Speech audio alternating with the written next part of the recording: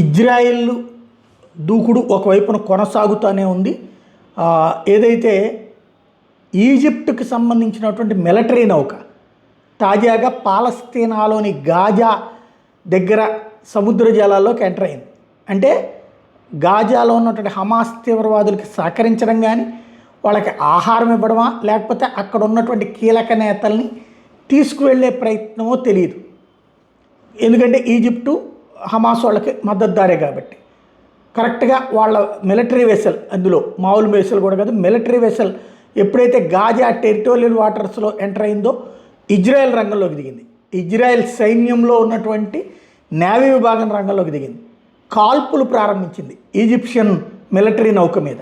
వరుసబెట్టి జరిపినటువంటి కాల్పులతో పరుగులు పెట్టాల్సి వచ్చింది. వెనక్కిపోయింది ఈజిప్ట్ నౌక. ఇది ఇజ్రాయెల్కే సంబంధించినటువంటి మీడియా అయినటువంటి హెబ్రూ ఛానల్ బయట పెడితే కానీ బయట ప్రపంచానికి తెలియలేదు.